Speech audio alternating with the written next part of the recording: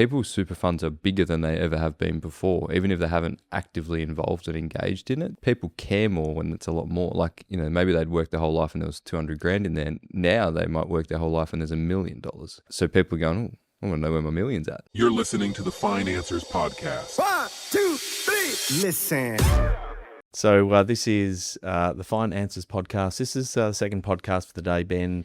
We're going to this is going to be short and sharp, but Punchy. This is a pretty topical at the moment. I'll let you do the intro, and then we'll see where this goes in terms of a discussion. But pretty topical at the moment. Go for it, Ben. Again, obviously, industry super funds are something that we talk about a lot, and lots of clients ask questions. And most people have seen the ad on TV. They know the little hands, the little industry super thing that they do. Something it's these ones. Okay. Yeah. So it's something that most people have an awareness of, and it's good to get them thinking about their super. Historically, it's sort of been the powerhouse, I suppose, area of super funds, and majority of wealth is sat within them in the super sector. The reason it's been topical lately is that we've gone through multiple quarters in a row where they're actually having more funds exit than they have had enter, which hasn't happened. I think I found some numbers. I was digging around for this. It was around 2004 was the last time that actually happened. So you sort of had a 20-year run where that hasn't been relevant, and then now it's coming back in. So people are sort of going, all right, well, why is that happening? And governments are a bit concerned about it, to be brutally honest, because it's a big component of the super system. So I suppose we'll just briefly touch on what it is and why it's important, and why you might see some things floating around about it. So anything you wanted to add to that? No, just I'm curious in terms of the research that you did do about whether or not, like, what is actually causing it. I'm sure we'll get there, but yeah, understanding why is it actually happening, and why is it relevant? Like, why is it relevant to anyone listening to this that industry super funds are losing funds to other retail, wholesale, self-managed super funds, etc. Yeah, and there's a few layers to it. There's obviously the immediate part of why are people leaving. Maybe we start with that, because I think that's probably the most relevant for people, especially with that aging population. Like one of the issues that sort of winds into it is we've got an aging population. You've got more people accessing super than you have before. So you've got a lot more people inquiring, looking to get access, wanting withdrawals to set up retirement pensions and things. So there's a demand increase on the service front, and there's just not the capacity to provide service. So people want to know they can call up and get access to someone to talk about their balance, their investments, process, etc. So you've got a big issue there. And people also are worried about transparency, and there's a big, I think, trust in finance is at probably all-time lows. So lack of transparency and clarity over their assets is also another massive issue. Did you mention the amount? The actual figure, this is the last quarter, was 4.3 billion in net outflows. Now, I actually know that there's been, because it's only early July now, I believe there's been another update, and that there was another deficit for another quarter following. So this is actually the last quarter before. It's again, they followed again with another massive outflow. But I'm assuming proportionally, because obviously they hold the lion's share of assets, but proportionally it's still greater than outflows. It is overall still bigger than most of the other sectors, but that's closing rapidly. So people go, where's it going? Like, self-managed super funds were taking a good chunk of it for a while, but that's actually not really the lead. I don't think that's the leader at the moment. It's actually people moving into the sort of retail super funds and advisor-led wrap platforms, which is something we obviously deal with a lot. And I think this is really important to note too, that like the strength of the industry fund sector is crucial for everyone. We use it a lot. Like, we have lots of clients where we're actively assisting them with managing that. Maybe explain why. Like, why is it crucial? Well, different for different people at different phases. Like, and they're generally speaking a low cost, basic or simple alternative or option that most people get set up and fed into when they start their first job. And it provides a massive function for nearly every Australian could be in there. Should they be in there? That's the next question. But a lot of people will have had an experience. It'd actually be hard to find someone who hasn't had money in an industry fund at some point in their life. And do you think that, and I think I know the answer to this, but I'll ask it because we're asking questions on the podcast, but like a lot of industry funds are the default. So they are the default, whether it be as a part of their original workplace agreement or default super fund. And so they have, just by nature of the fact they've existed and they've been the default, they've absorbed a lot of money. And like a lot of things where you get rewarded without having to put much effort in, I think we'll probably talk about the fact that standards, like a lot of money's flowed in, but the quality of the management, performance, and also just the ability to contact and get details from them about where your money is at and when you need it has I can tell from our client perspective that is one of the bigger complaints of industry funds. Yeah, we get people coming to us with that as their lead item when that was probably historically not the case. But there's lots of factors. One of the other things now is with mandated super being at a higher level, like people's super funds are bigger than they ever have been before, even if they haven't actively involved and engaged in it. So people care more when it's a lot more. Like, maybe they'd worked their whole life and there was 200 grand in there. Now they might work their whole life and there's $1 million, and it's an overriding bigger asset. So when it's bigger, we place more care and interest in it.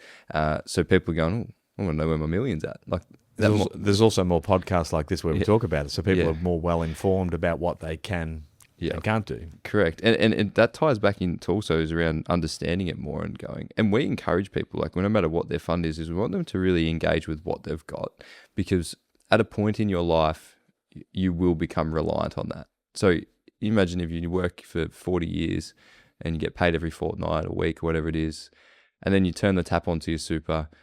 But you think, do I need to worry about the market or what's it invested in? And it's a really big psychological shift, and educating people early around what they've got in there and why they don't need to be worried, or maybe sometimes why they should be worried about how they're structured in their investments, is something that I think gets overlooked a little bit too. So again, transparency. Probably the thing that's driving this as well is that there just is a lot better alternatives out there now than there was historically. So everyone knows the little ad on TV when they say, I switched to an industry super fund, and compare the pair. The problem is that the fees that they're comparing are pretty ludicrous, because these days that's not actually relevant. Like the actual comparable alternatives now are sometimes cheaper. Yeah, well, if not equal. Well, I think where the industry funds, and rightly so. So this is not actually a slight. We'll have a crack at any fund that isn't actually living up to, whether it be wholesale funds, like any inefficiencies or issues with funds. But they really had cornered the low cost point of the market. But we'll have this conversation with clients regularly, that most super funds now have an equivalent low cost, no frills option that is comparable. And it becomes the point where there's actually not a lot of difference in terms of that low end. And then you start to look at service and features. It's almost no cost. Like they're that low now that the cost is almost like not a factor. Like you're talking. So if you're in the simplest of single index options, like a default that a fund has, what are they paying? Well, they used to always sort of be like 0.5%. Now some of them are as low as 0.05 and stuff like that. So the cost at that level is just basically nothing. Again, not to say it's not relevant, but they're all the price to the bottom. The fight to the bottom is gone. Like that, they've done that, and now it's the fight for service and performance. Now, the thing is, if you're going super low cost, is that you're pretty much just all purely index investing. So it doesn't matter which fund you're in either. They're all just doing the same thing because they're just mandated to an index, which the index is essentially just buying a little bit of everything and not trying to beat the market. You're just investing in the market. So you go low cost index across the board, they're all about the same. Then it's about, well, what do you want? Like, do you want to have control? What's your personal situation? What's your risk level? Understanding that more, and then being able to interact. And I think, again, speaking for our clients on their behalf a little bit, is they like the fact that if they have a question about their fund, that they call up their allocated advisor or us as a business and speak to us. Whereas every time you go into that call log, you're just going to speak to someone different who's going to give you a different, and maybe has a different personal view of what you need too. So it's a challenge. And they're also, if you're speaking to your industry fund provider or any product provider, you have to remember that product provider only works for one person, and that's the product provider. Whereas we have clients where we say, your Aussie super fund is perfect for what you need right now. And then the next one who maybe should go to a self-managed super fund, and someone else that needs to go to a wrap account or something else. It's interesting when you brought this topic up. I shared just before, I won't use names on this one, but I was how do I word this? I was with someone, a friend, who had indicated that their partner had moved across to Australian Super and I was curious. As an employee. As an employee. Yes. Yes, as an employee, yes.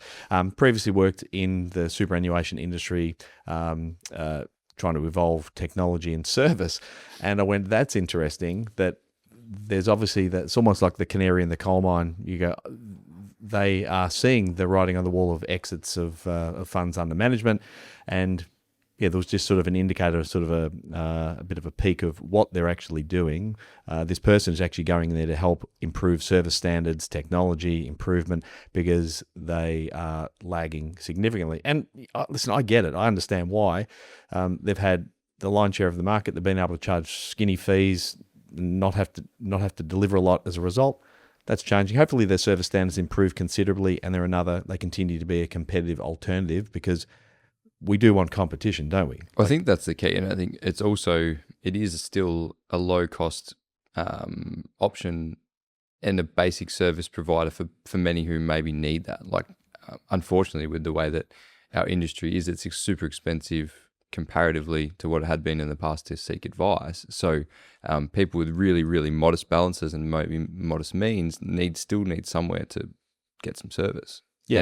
And unfortunately, in the more advisor-led space, that is more expensive than it used to be because of compliance and overlay from sort of government entities and them trying to create or fix problems that don't exist at times too. So again, there's a bit of a flow on, and there's definitely a function for these industry funds. Yeah, I thought one of the benefits, and I think about this from one of my kids, I've talked about Willow is that the ability to have default insurance. Like default insurance for group superannuation is a real benefit.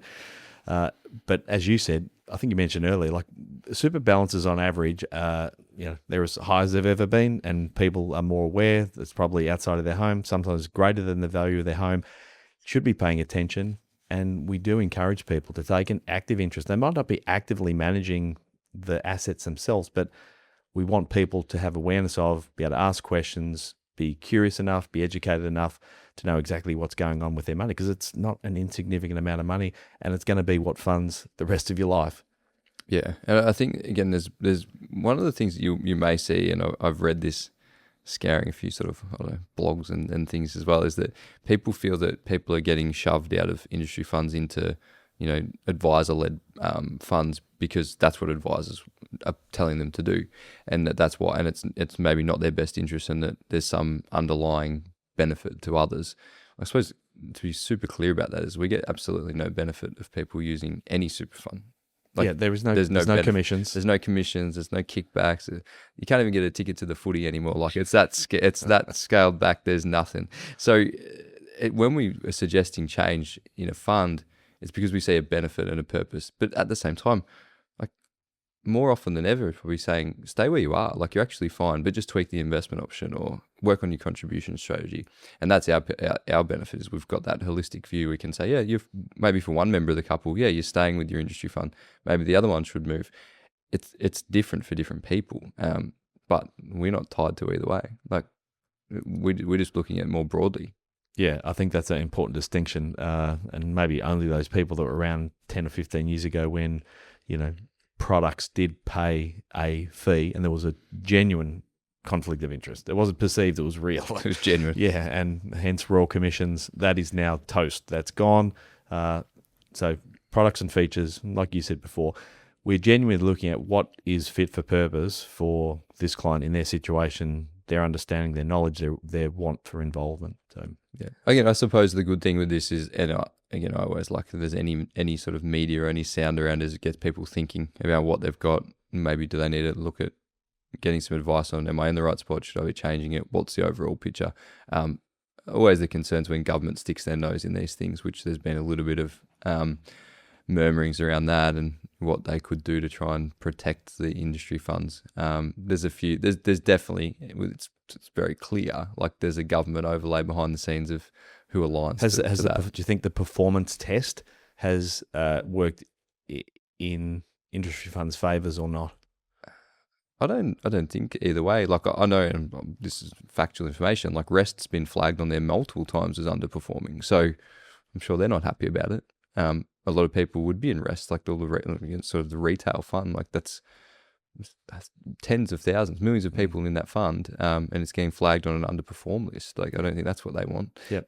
But I think that having performance tests and reporting and things can only benefit people. And even in our world, we're not worried. I don't worry about those things at all, because you know that you're in the right places, doing the right things, not trying to reinvent the wheel, and overexpose people to risk, because that's where the downside comes from. So I think that just flushes out and keeps it a safer playing field for people. I don't know whether you were prepared for this in your research, but industry funds getting a lot of capital means they've got a lot of capital that gets reinvested back into sort of infrastructure and property.